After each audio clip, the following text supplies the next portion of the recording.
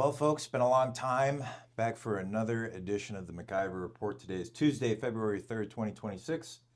I am Michael Lucas, policy analyst, chief economist at the MacIver Institute. I am joined by... And I'm Courtney Graves, and I'm the intern here. More than just an intern. She is an expert in healthcare stuff, and we're going to go over some of the great research that she's been doing lately. So let's start things off. Let's do a quick overview. So we're going to talk about the Supreme Court race. We got the governor's race as well. Talk a little bit about the rescheduling of marijuana and the legislature's plan to legalize medical marijuana. Research, Courtney's going to take that over. She's going to talk about healthcare costs, why they're so high in Wisconsin, how to fix that, and SNAP reform. And then I'm going to monologue for a little bit, talking about ROFR, car kill switches, and immigration. Then we're going to round off with some stuff about what's happening in Minnesota, some Epstein stuff, and what we have planned for the future. So, all right, let's get into it. Okay. Supreme Court race. Rebecca Bradley dropped out. She announced she was not going to seek another term on the court. And as a result, we have Chris Taylor, who is a judge in the Court of Appeals 4th District, running against, on the political right, Maria Lazar, also a Court of Appeals judge, 2nd District. So Ben Yount wrote this article. It's very disheartening to see, folks, but we sort of expected this huge gap in fundraising. $2.6 million for Chris Taylor, $200,000 for Lazar. Yeah. Courtney. It's going to be a tough race. Yeah, very tough. Any thoughts on this? Yeah, I mean, I think it's pretty disheartening just because the conservatives on the Supreme Court have really shrunk down in the past few years. And we were just trying to figure out, are we going to be down to 2 now after this if Lazar loses the election? 2 justices who are on the political right. So I think that is pretty disheartening. And I really wish that, we could do something more about making sure that Republicans go out to vote for the Supreme Court election and making sure that we're getting more funding for our races. But yeah, that's a good point. So we said earlier, it's like the donors have really backed off. Like it seems like they've really given up on the Supreme Court, which kind of hard to blame them. Schimmel, they went hard for Schimmel last time around. He didn't raise as much money, but it was closer. It was a close margin. Yeah. And I don't remember how many thousands of votes he lost by, but it was in only the thousands, right? Tens of thousands, whatever it is. So it seems like this is going to be a done deal for Taylor. Yep. You agree with that? I agree with that. Yeah. Yep. But also, money doesn't matter too much, right? Like, just got to get the word out there. Right. And mobilize those voters who are disinclined to show up for any elections that aren't the presidential election. But I think, unfortunately, a lot of Republican voters are discouraged now from voting in Supreme Court elections because the last 2 have gone so poorly. Yeah, they've been burned pretty bad. Yeah. All right, let's do the next one. This, everyone saw this coming. So the gubernatorial race, we had Tom Tiffany and we had Josh Schoeman. And Josh Schoeman was in there for a long time, but he was just a county exec. And compared to Tiffany, it's, Tiffany's a natural choice. He served in the legislature. Yep. He is currently in the Congress. So as soon as he got Trump's endorsement, that was that. And then after that was announced, I think it was just a matter of hours, and Schoeman announced he was dropping out. Which means we have one person, not much of a primary for the Republicans, which contrasts to the Democratic field.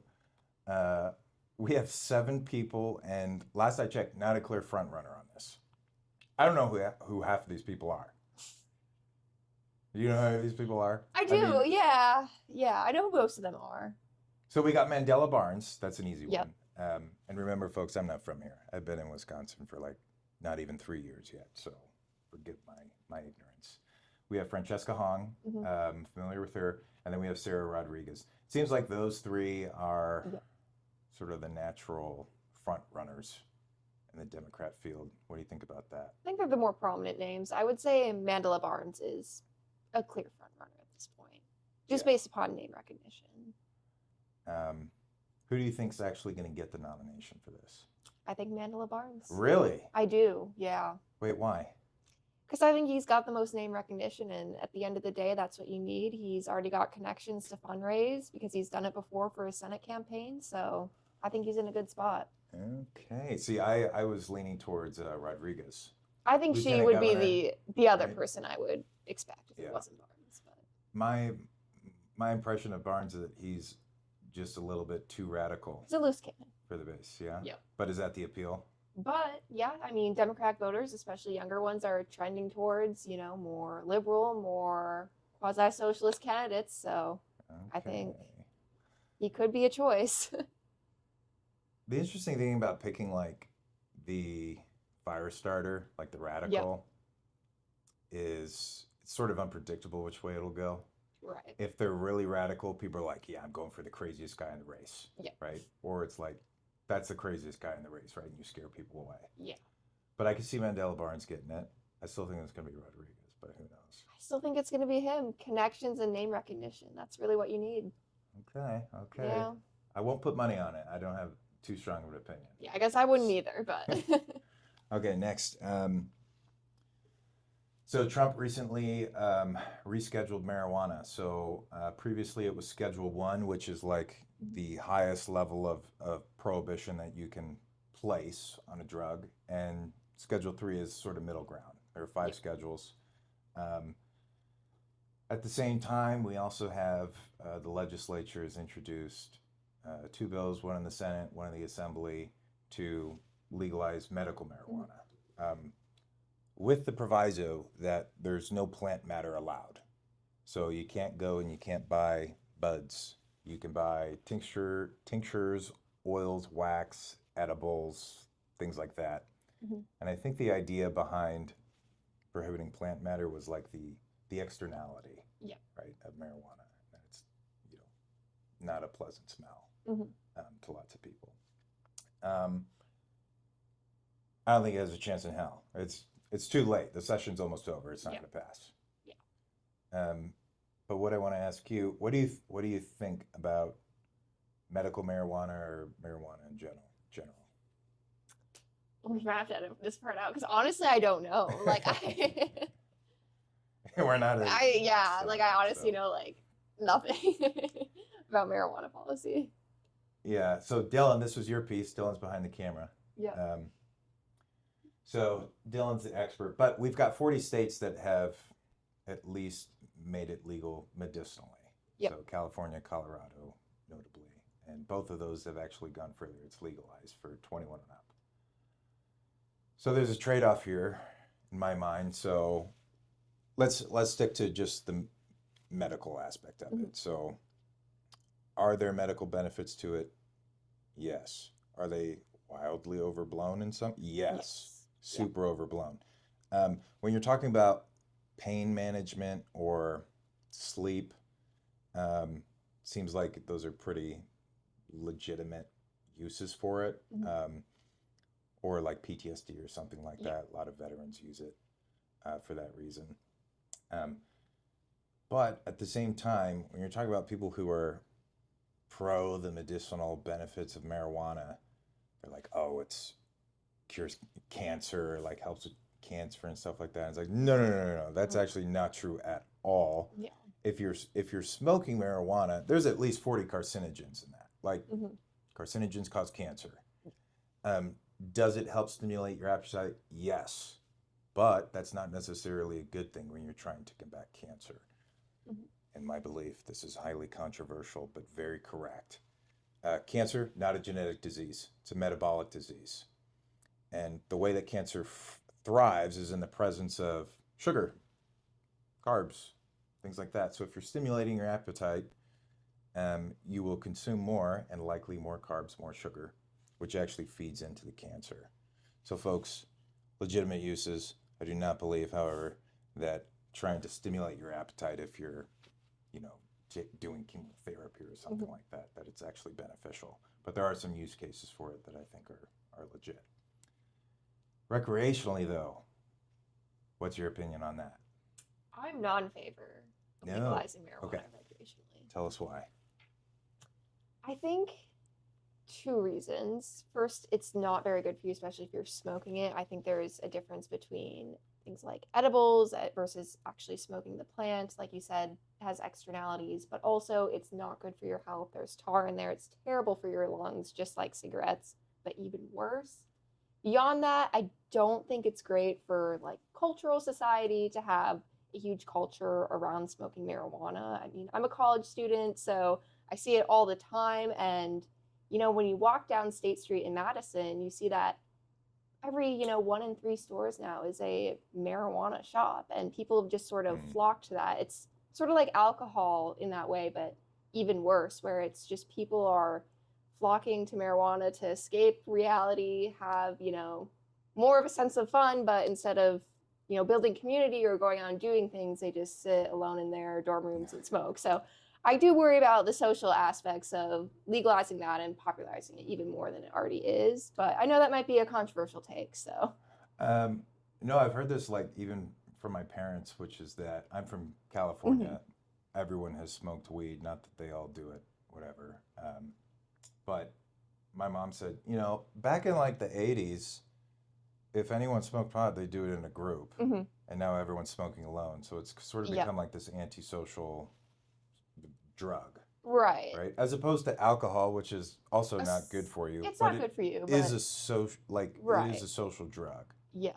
And there are some cases where it's marijuana. And I think a lot of people turn to marijuana for mental health reasons because, they're maybe feeling depressed or whatever, and they want to escape reality to a certain degree. But I just think it makes it even worse, especially because, like you said, it's not a social drug. People just do it alone in their rooms, and that's concerning to me. So then the answer is to go to like Woodstock, right?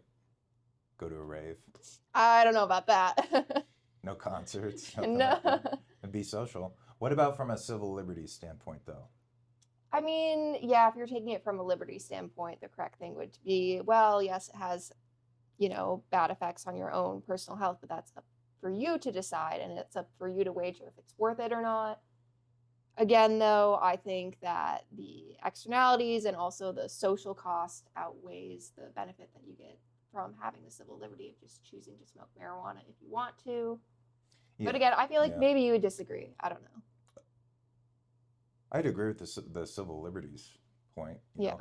And then there's the federalism issue here too. Is this the prerogative of the federal government or of the states? Right. I say it's for the states. I say it's for the states. I mean, it's pretty obvious when, what amendment was it? 19? The prohibition of alcohol.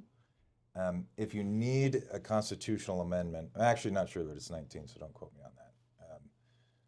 But if you need a constitutional amendment to prohibit alcohol, then that implies you need constitutional amendments to limit marijuana and other drugs, right? It's not an enumerated power in the Constitution. So I think it's pretty unambiguously a states' right thing, right? I agree, it's a state issue for sure, yeah. And to what you were saying earlier, a lot of the time the main benefit that is, put out there by legislators and advocates is we'll get tax revenue. Right. We'll get tax revenue because tax revenue is always good. It's always good to tax stuff. And in places like California and Colorado, they tax it relatively high. Right. And it, economics would say that would deter use and people will still go for the black market, options. But at the same time, you have quality control, you have an open market, and it seems like people are willing to pay the tax, right, for the convenience and the assurances that they get. So yeah, you can get tax revenue, and they'll probably get what they say. LFB says it's going to be about 165 million. Okay. What? Take that for whatever it's worth. So Schedule 1, Schedule 3. So last thing we'll say on this. So if a drug is listed as Schedule 1, it is a drug with no currently accepted medical use and a high potential for abuse.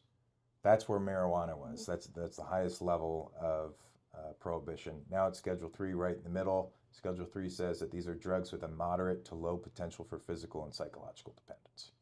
Okay. And it puts in the same bucket ketamine, anabolic steroids, testosterone. Lots of guys on testosterone, TRT, anabolic steroids, sort of the same thing. Right. And ketamine,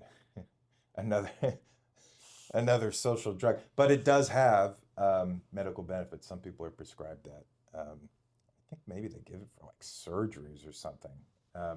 They definitely do for animals. For horses, it's used as a tranquilizer because it's potent. Right. And it is relatively safe, which is why it's popular among ravers and things like Interesting. that.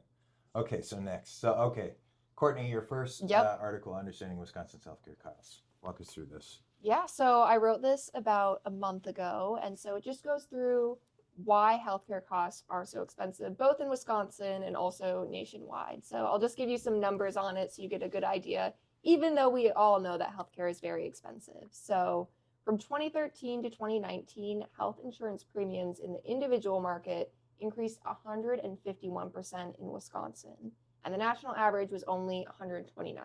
So Wisconsin, by that metric, has been outpacing national increases. Compared to other states in the Midwest, we're about middle of the pack when it comes to health insurance premiums.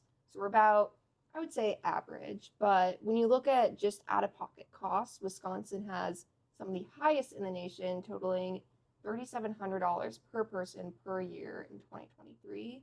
And the national average for that was only $1,900.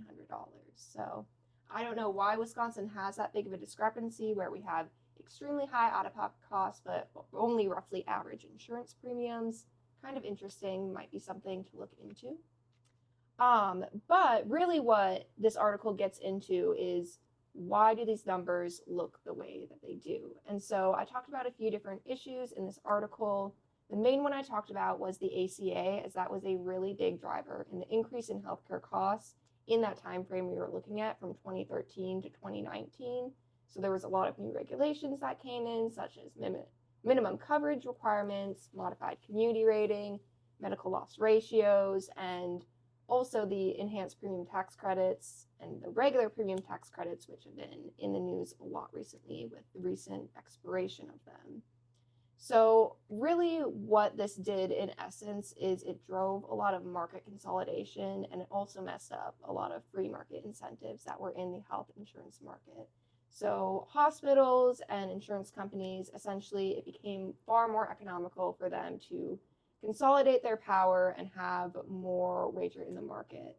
So Wisconsin, interestingly, though, was one of 6 states that never became a consolidated market under the federal government's definition of it. So we actually had far less market consolidation than other states, which probably is what helped our costs stay lower as far as the insurance premiums go and why they're only average instead of on the higher end.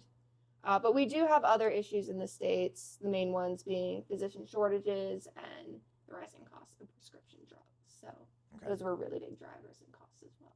Can you say something about the risk pooling? Like you said, mandatory coverage. Can you say something about that? Yep, so that is the modified community rating that was required by the ACA, and that essentially requires states to consider their populations as a single risk pool when they come up with insurance premiums. So Wisconsin actually got a waiver for this as part of the state innovation waivers, and I'll talk about this more when I talk about my solutions article, but we got some, I guess, kickbacks from that where we didn't have to totally abide by the ACA's strict regulations.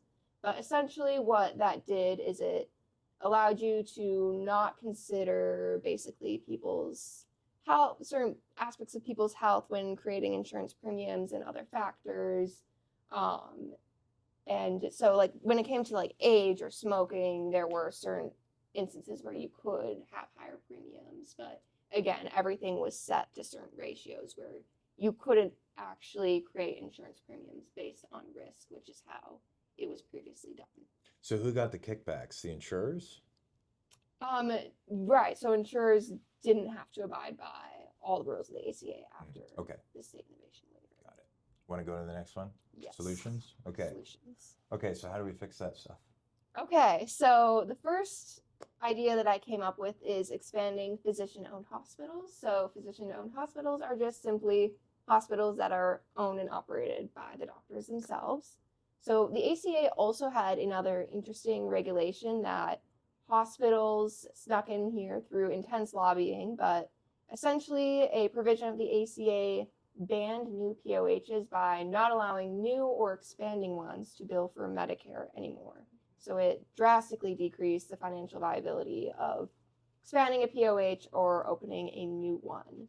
But POHs actually have a lot of data where they tend to be a lot more efficient, offer better quality of care, and most importantly, offer lower costs. So if we were able to remove that provision of the ACA or maybe even just expand POHs within the strict provisions of it, then I think that could be a really great way to increase competition in the hospital market and hopefully lower costs.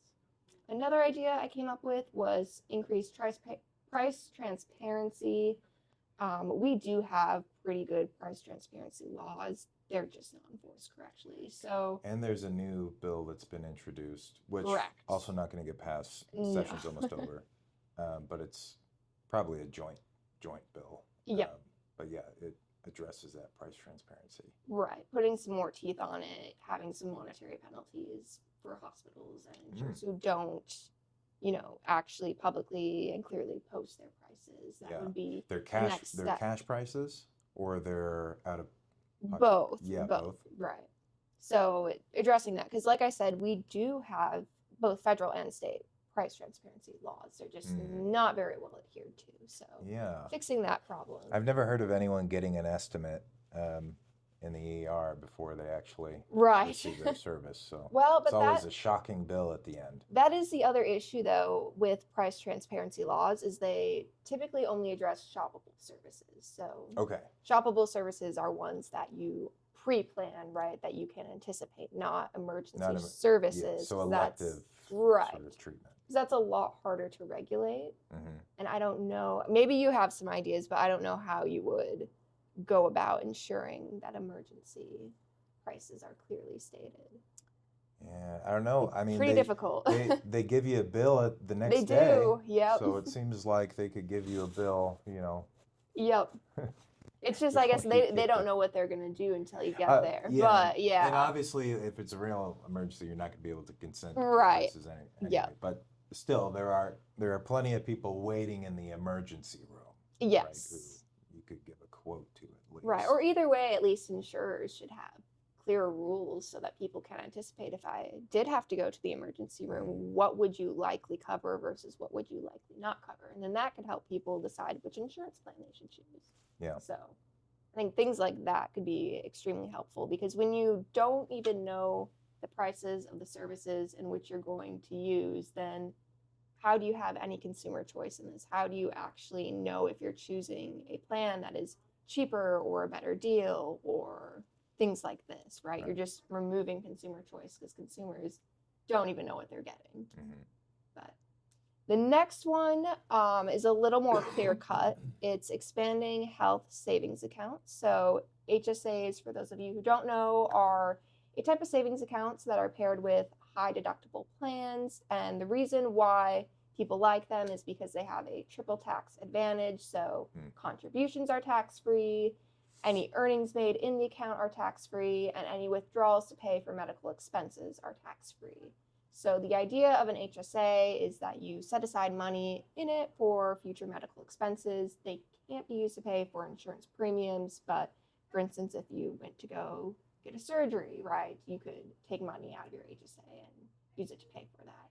Is there a cap on how much you can put in your HSA? There is. So I don't have the numbers written down right now, but it's roughly, I think, $4,500 for an individual plan and almost $9,000 for a family. And is that like an annual contribution? Yeah. Okay, got it. Yeah. Got it. Something around there. So one idea that some policymakers have came up with for HSAs is removing the high deductible requirement. So a lot of times people are only allowed to have HSAs with plans that have really high deductibles or the so-called catastrophic plans. So if HSAs could be paired with any type of insurance plan, that could help expand their use, and it would allow for more consumer choice on where exactly their money is going to go when they're choosing for health services. And another idea is kind of what you hinted at, is just raising the annual contribution cap. So people have full control over what they're contributing to their HSA. Okay. And then lastly, what I addressed in this article is reforming the Affordable Care Act. So as I talked about earlier with my last article, there's multiple incentive and regulatory issues with the ACA. So one of them that can remedy those issues is the state innovation waivers. Wisconsin already has one, so there's not a lot more we can do specifically with that. But for all the states that don't have state innovation waivers, they can essentially apply for them through federal government and get one provision of the ACA essentially waived for their state. And there are regulations within that. There are certain regulations within the Affordable Care Act that are not eligible for a waiver, but obviously, like Wisconsin's, you can sort of waive parts of the community-based rating and things like that. So another idea to fix the Affordable Care Act would be fixing the incentive issue. So premium tax credits right now are paid directly to insurers. Consumers do not see that money. It's kind of interesting that they're called premium tax credits because they just function as subsidies. So what we could do is actually make them function like tax credits. That could potentially help fix the incentive problem at least a little bit, so that insurers aren't just automatically receiving this money, because what that does is it just encourages them to further increase their premiums. And another issue with it is because they're automatically getting this money from the government, and it's a predetermined amount that's just above a certain percentage of the subsidy recipient's income, they know that they can guarantee that money. They know that if they raise their premiums, that the government will just cover the rest, right? Because if you make above, well, if the premium is above, like, let's just say 8% of your income, the government will just cover it. And so insurers obviously know that, and they know that if they increase their premiums, they've got a very reliable pay source behind it with the subsidies. So if you can fix that incentive structure, you could probably push prices down. Another issue is that consumers right now don't have an incentive to choose cheaper plans when it comes to the subsidies. Because again, if the bronze, silver, etc. plans are all more expensive than, you know, whatever the predetermined percentage is of their income, why would you choose the cheaper plan? Because you're not going to gain any benefit from that.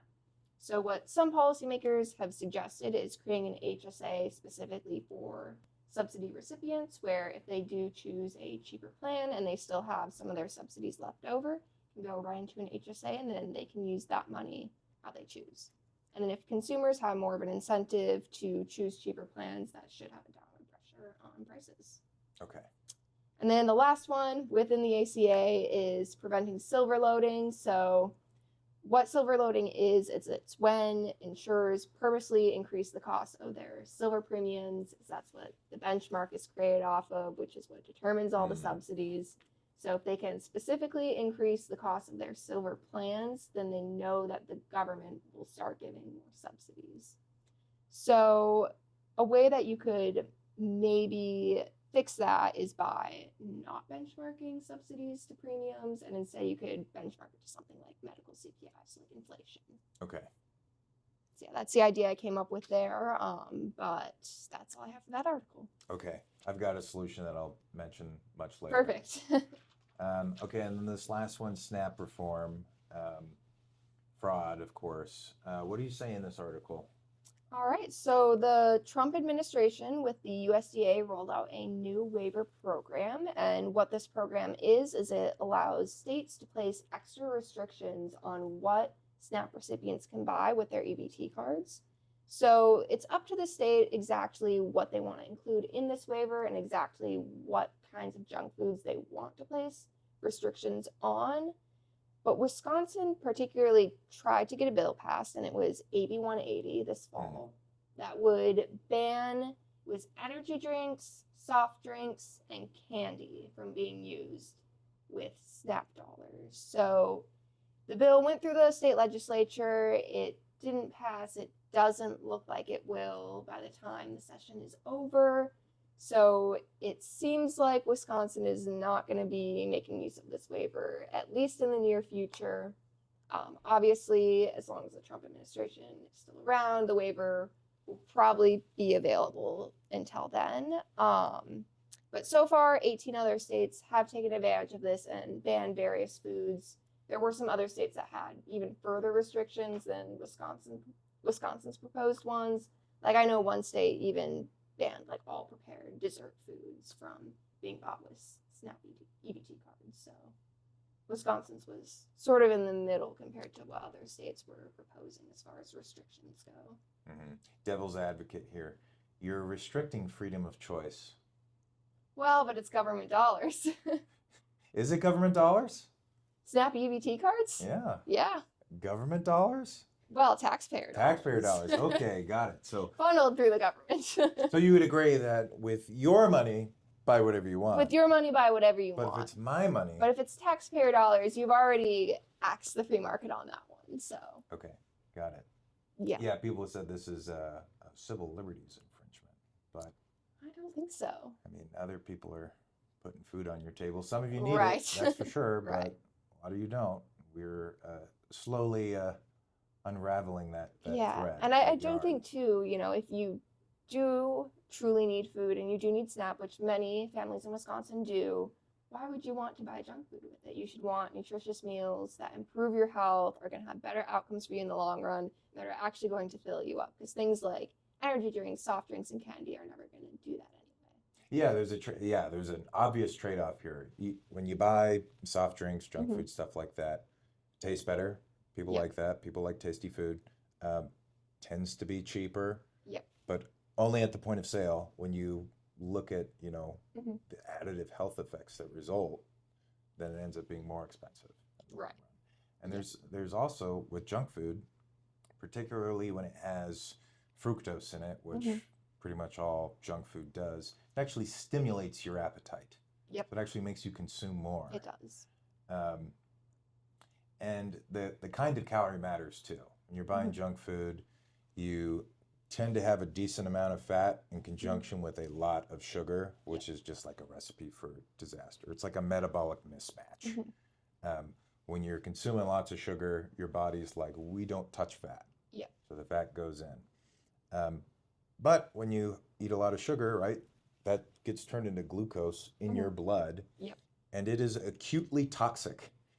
Diabetics understand this very well, that if you do not regulate your blood sugar with insulin, you can end up getting what? You can end up getting an amputation because the actual vessels begin to break down. So you consume all the sugar, your body's trying to get it out and force it into cells as quickly as possible. It's not able to always get all of it into cells, so it converts it into fat. Yep. That is, what do they call that? Lipogenesis, Mhm. right? Creation of fat. So you're not getting the full caloric value Right. of the sugar. And a lot of SNAP recipients are also on Medicaid, so creating further health issues is really not good for the entitlement system. Yes. And there is, well, up until recently, there was always disagreement about, well, what's junk food and blah, blah, blah. And no one knew. They were always like, oh, avoid burgers and pizza. Right. But it's like, these are just heuristics. What is it about the pizza? What is it about the burgers that you avoid? What is it about fast food that's bad for you? No one, tends to go beyond those rules. But at this point, now that we have a new food pyramid, which is about 1950, which is about 70 years too late. It's pretty clear now with the Maha movement, with RFK, that sugars, carbs, grains, particularly wheat, corn, things like that, should be a very small proportion of your diet in calorie terms. So it's good to have that sort of that backup, I guess, from the feds on that point, which is really just acknowledging what people have known for a very long time. Right. which is it's meat and veggies Yep. that you're after. Meat and veggies. Okay. Anything else on this? Nope, that's it. Okay. Next, okay, so I wrote an article called Rofer Loses, Wisconsin Wins. My first year here at MacIver, Rofer was a really big deal. Legislature was trying to pass what's called right of first refusal. So, what right of first refusal does is, in this instance, it tells Wisconsin's transmission companies, companies that own and build the power lines throughout the state, that when a certain kind of project, a regional project, a project that's going to benefit multiple states, so if there's a transmission line that goes from Illinois into Wisconsin, Rofer says to the transmission company, you get to build that transmission line. Normally, right now, without Rofer, when that project is proposed, it's bid on. It goes into a competitive bidding process. And so lots of groups testified against this. AFP testified against it. WIEG, Wisconsin Industrial Energy Group, testified against it. Our sister, MacIver Impact, submitted testimony against it. It's research that I conducted. And ultimately, the bill was defeated. So what that meant is there's competition in bidding for these power lines. The relevance of this is that there were two really big projects that were coming to Wisconsin. One called the Becky Project, which was going to be estimated to cost $1.4 billion, and the WISE Project, which the number I forgot to put in here, but I think it was about 600 something million, something like that, or 400. We'll go to the next slide. So here's the first project. Here's how it panned out. So ATC is the big transmission company in Wisconsin. Okay, it's owned by all the major utilities. They all own a portion of it. They lost that bid. ATC, importantly, was lobbying for the Rofer law. And of course they would. It was in their interest to. They own pretty much all the power lines in the state. Of course they want an even bigger monopoly on this subset of transmission line projects. So we actually know which of these bidders is ATC. ATC is D, bidder D, Delta. They did not win. They lost to a company called Transource. And Transource's bid came in, I think, 35% below estimates. So when ATC was testifying for Rofer, they commissioned an accountant to show that, we actually saved money with Rofer so long as bidders aren't more than 25% less expensive than our projects. Well, this was 35% less. So Right. it just totally blew them out of the water.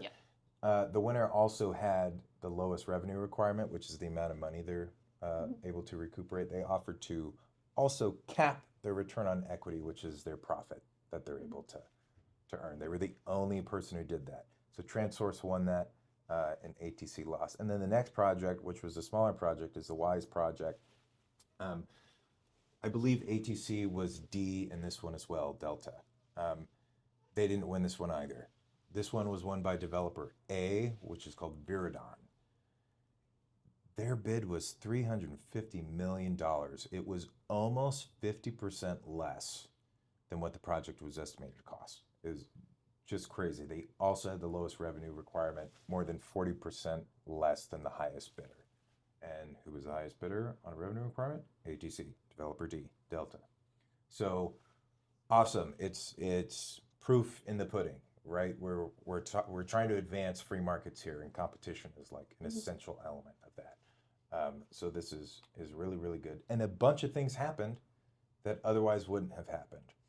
If ATC is just granted these projects, they don't have to cap their revenue requirement or lower the cost of constructing this thing or guaranteeing that it's going to be done in a certain amount of time. Those things only factor in a competitive process. Right. So really good news there.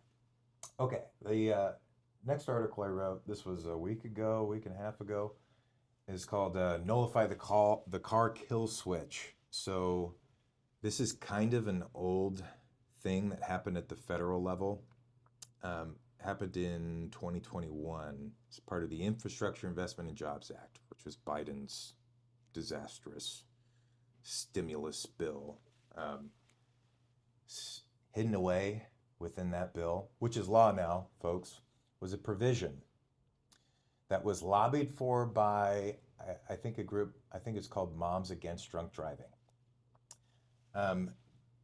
And this provision says that all new vehicles by 2026, 2027 at the latest have to have anti-drunk driving technology that can remotely disable your vehicle if you are driving poorly. Disastrous. Yeah, how would that work if you're on the freeway? Yeah, well, I hope there's no bad weather. I hope a Yeah. deer doesn't run out in Yeah. front of you. Hope you're not being chased by someone and, trying to escape with your life, and then some government body somewhere decides to disable your vehicle because you're driving erratically. We believe you might be drunk. That is literally written into the law. This technology would have to be able to actively or passively monitor your driving and be able to remotely shut it off. Total violation of the Fourth Amendment. Total violation of Fifth Amendment. Fourth Amendment is right to privacy. Fifth Amendment is due process. So unless this is nullified, which I will explain, you have this technology which is watching you. It has to be. It's very likely that it involves a camera being installed, facial recognition, tracking your eyes. This is already in Amazon trucks, okay? They have facial recognition software that tracks your face and your eyes and your hands. Okay, so this would potentially be in all new passenger vehicles. So it violates the Fourth. Fifth Amendment, it is judge, jury, and executioner. Okay, it assumes that you are guilty, it declares you guilty, and then it punishes you. If your vehicle is disabled, there's no rules on how you appeal this. And Thomas Massey is the one who introduced the amendment to get rid of the car kill switch. If you look at the next slide, I have some bad news for you.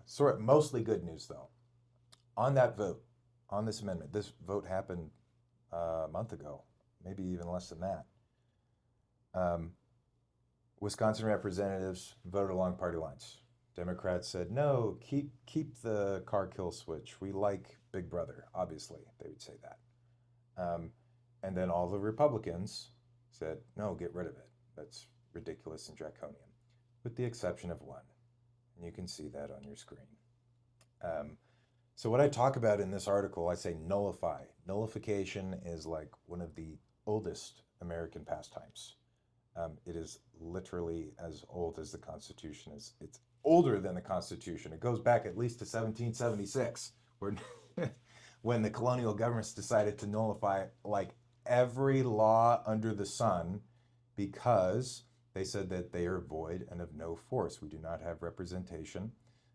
They violate our rights as British citizens, and we are hereby declaring them void. They will not be enforced, and we will actually obstruct the British government's ability to carry these out. So if you look at the next slide, I have very good evidence from this. I have historical evidence, but I also have the full support of two U.S. presidents, Thomas Jefferson and James Madison, who wrote the frickin' Constitution. And if you want to learn more about this stuff, you read the Virginia and Kentucky resolutions. Both of these resolutions say that states have a right and a duty to nullify unconstitutional laws, as the car kill switch clearly is. It's clearly an invasion of privacy and is clearly a violation of due process. So this first quote, I think this one is from Virginia. In case of, this is Madison, right? Actually, Jefferson writes pretty much the whole thing, Madison edits.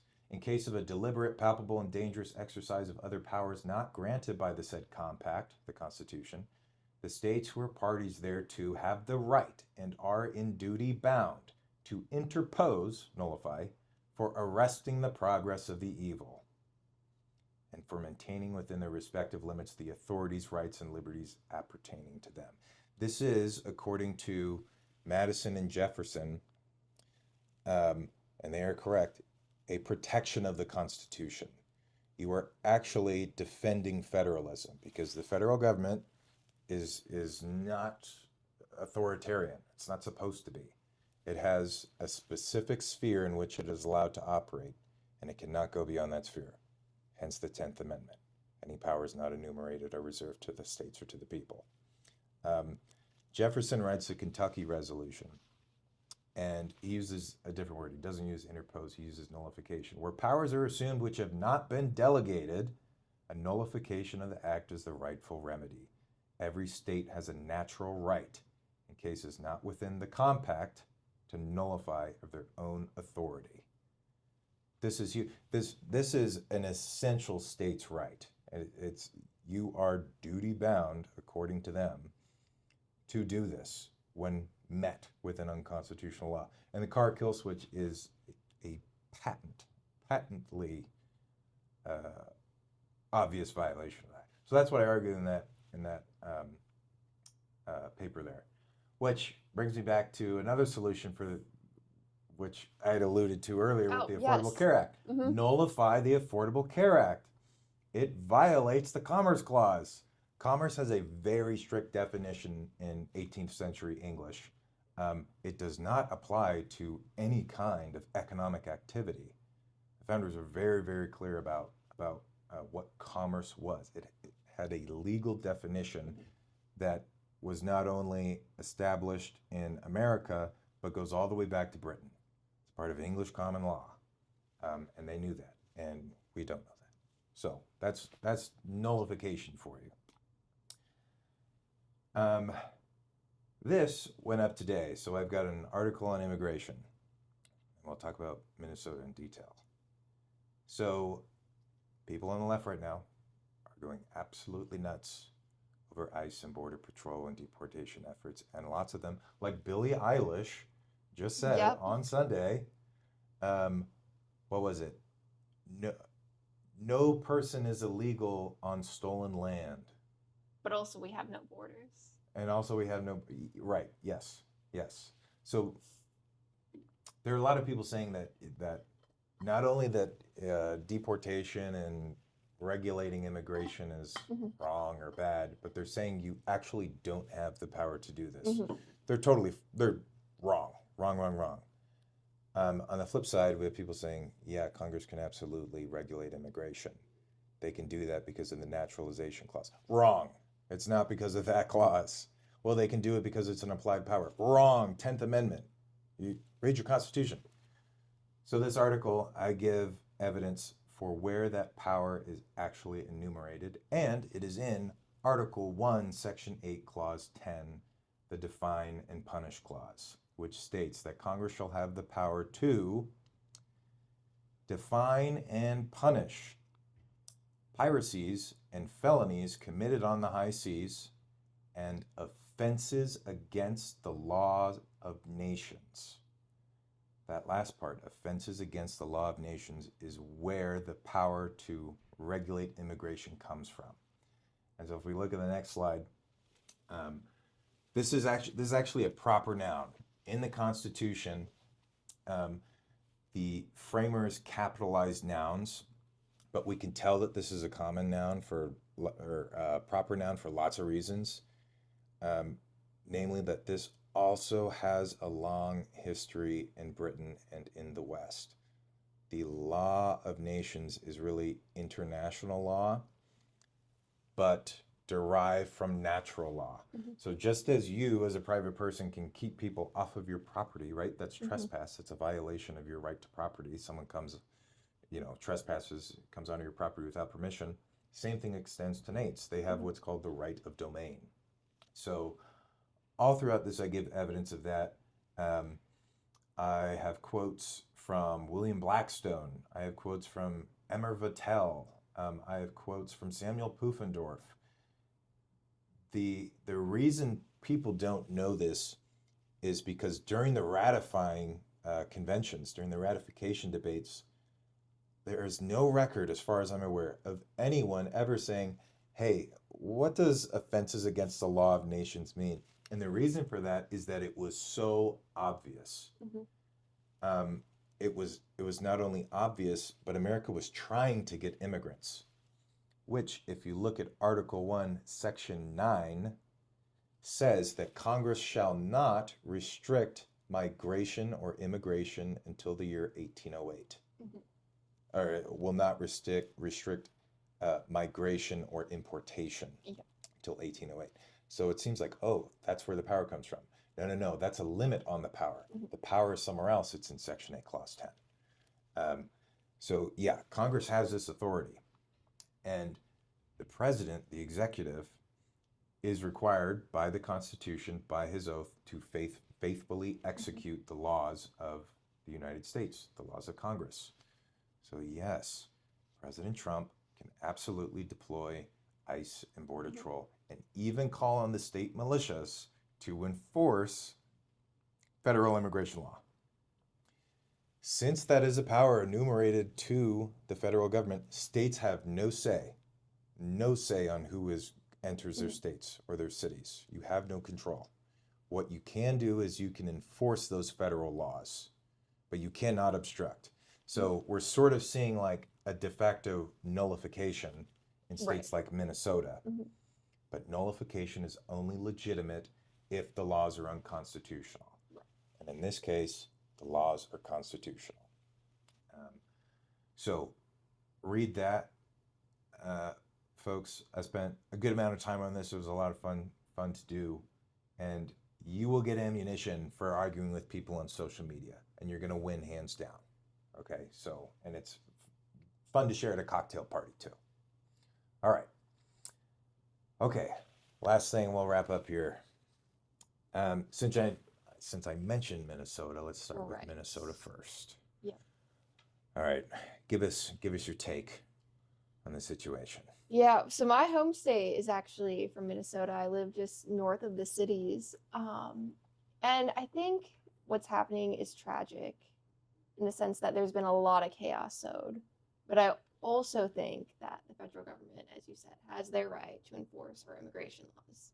Now, how we go about that really does matter, though. And in my opinion, I think that ICE needs to change its tactics. But I also think that Democratic officials, particularly in Minnesota, need to stop encouraging people from getting in ICE officers' ways. Because that is just sowing even more chaos. But I think what maybe ICE should do is have more targeted enforcement. So typically, ICE has been around for a while. Typically, what they do is they have very specific people that they're looking for that have criminal rap sheets. They go after those specific people in a targeted search and deport them. That's how it's been. And, it was done with pretty little visibility, pretty little chaos. But, obviously with media now and just the sheer amount of federal agents that are going into Minnesota, it's just not having the same effect that it used to. So I actually think it would be far more efficient to just go after targeted people, make sure that we're getting the worst of the worst deported out of this country. And on the flip side, Democratic officials really, really, really need to stop encouraging people to obstruct federal immigration officers. Yeah. Tim Waltz saying that Trump's ICE is Gestapo. Yeah, that does not help. That does not help anyone. Yeah. A bunch of Democrats have blood on their hands. Right. I mean, they're encouraging fear that is making people act irrationally out of fear and make poor decisions. And those poor decisions can result in things that are life-threatening. Yeah. And that's not good. But ICE changing tech, too, is a good idea. Yeah. These with Renee Good and Alex Preddy, these are highly controversial. There are a significant number, I don't think a majority of people on the right, but a significant number of people on the right do not like this stuff. And no one likes it, but they're going beyond that and saying like this was actually an inappropriate use of force, right? And they're saying, people need to be reined in.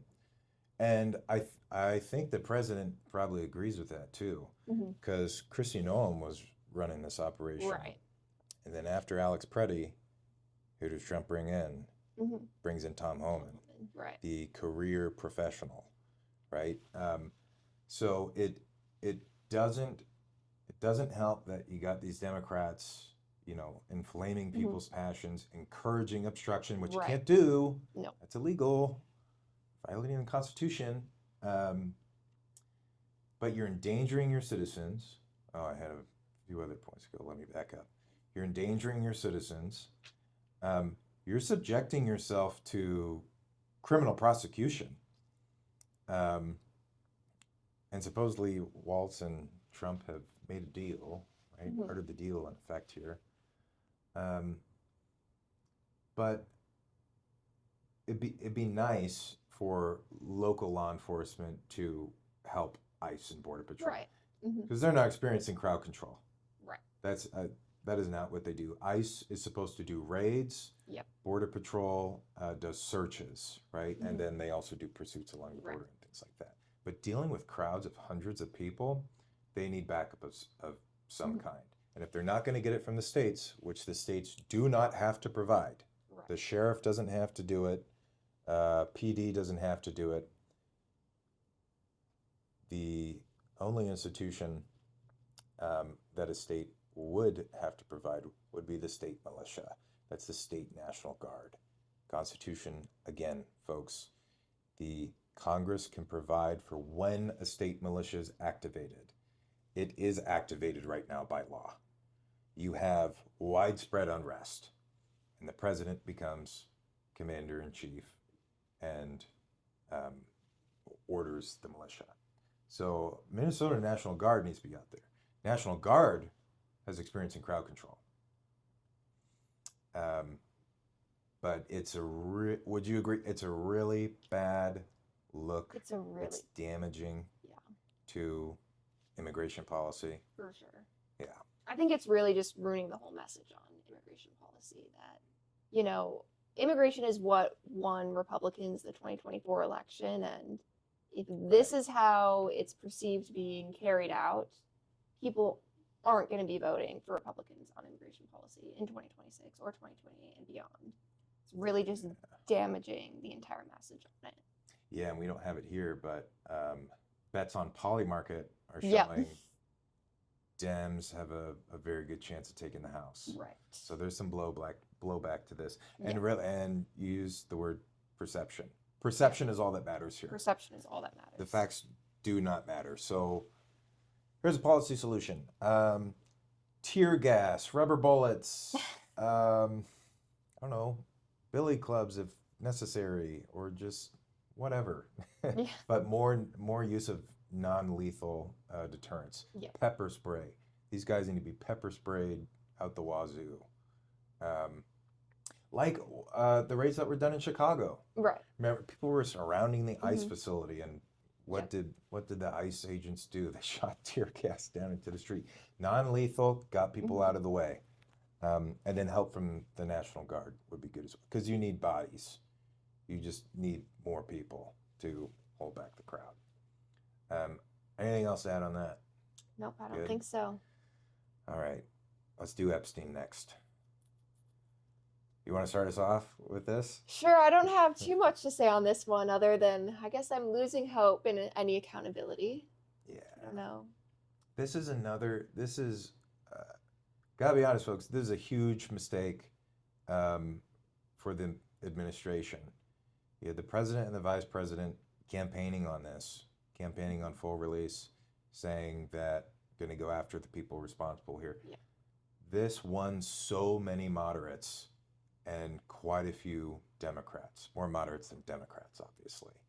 But it also really rallied the Republican base, the conservative base, people who don't typically go out and vote. Right.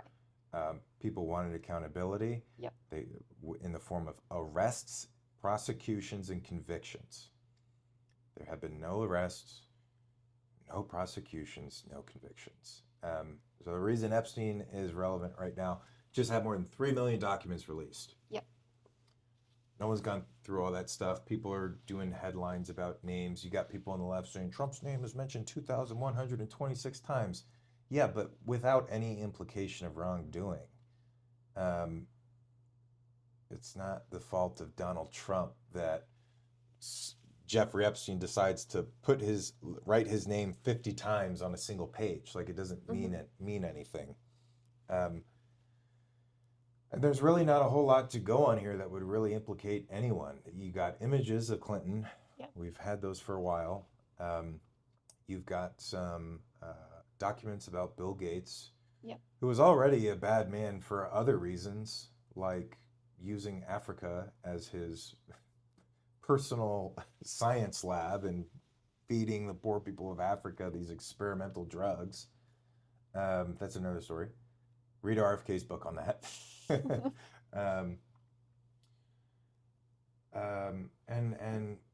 And what else? I mean, I think the signal here, without any sort of prosecutions, really says that we can't even defend the most vulnerable. Right. We can't even lock up pedophiles. What hope is there for anything else? And releasing them and then choosing not to prosecute anybody. I mean, that's an even worse look than not releasing them at all. Because then you're just acknowledging the issue, but not actually doing anything about it. Right. And I honestly think that some people in the administration lied to Trump about this. I think they scared him on purpose to get him to back down from release. And I don't know who those people are, or I'm not willing to say. But he was on board. He wanted full release. He wanted prosecutions. But someone changed his mind and said, you need to understand that you're mentioning these a lot, never telling him that you're not implicated of any wrongdoing. Just that Jeffrey Epstein was really obsessed with getting you on board. And from what we've seen so far, that seems very, very clear. That of all the times Trump is mentioned, it's to try to recruit him and entrap him, for which there was no evidence that they succeeded. And I think that lie led to the whole Democrat hoax thing. See, but then what do you do about the people who are mentioned in the files quite frequently or have photos that are very suspicious, but also sort of ambiguous? Because where can prosecution come in on that front? So the operating theory is that there's a bunch of other photos, which they have stated, right? There are, that do show implication. Epstein had audio and video recording in every room of his house, in his Manhattan apartment, and in his island, even in bathrooms. There's dirt. Yeah. There's recordings. There's pictures. That was the whole gig, right? That was the operation. So they have things that obviously we haven't seen, and they stated that we're redacting any child pornography, any murders, so images of dead bodies. That's something that's new to me. I was talking to Dylan about that earlier. But okay, so now we have, oh my gosh, folks, need to understand that for younger people like us, for millennials and younger, this is a really big issue. You can't brush this away. It's not going away. If you wanted it to go away, President Trump signs an executive order on day one declassifying every single document. That's how this goes away. And then he can focus on domestic policy, which is really what he wants. But now we have pedophilia, sex trafficking of thousands of underage women, and murder. That is unconscionable. So you can fix this right now, right? So we said Democrats have a very good chance of winning the House, in which case Trump doesn't get another piece of legislation passed for the rest of his term. He's just starting his second year. That's not good. Fix this right now, full release, prosecutions, do it. And then you get people back on board. This was like, in my mind, the shining apple or the crowning, whatever the phrase is, saying this is going to be your signal to us that you're after accountability and reform, right? Deep state, drain the swamp. That's really what this gets to. Anything else on that? Nope, that's it. All right. So Nick Shirley doing like this guerrilla journalism, right, in Mhm. Minneapolis, exposing all this fraud among these daycare centers. Um, Court, Courtney, what do we have planned for Wisconsin? Well, we're hoping to look into some fraud in Wisconsin, particularly in SNAP and in daycares are going to be our two first focuses. So, Yes. yeah. SNAP and daycares coming next, and some other things too that we'll reveal at a later date. Yes. So, Yep. okay, that's what's ahead. This has been like 2, 3 weeks of everything that's been going on here. Really, really busy, really intense news cycle. Any final thoughts before we close out? No, I think I'm good. All right. Well, Courtney, thank you so much for your work, and thank all of you for joining. Thank you.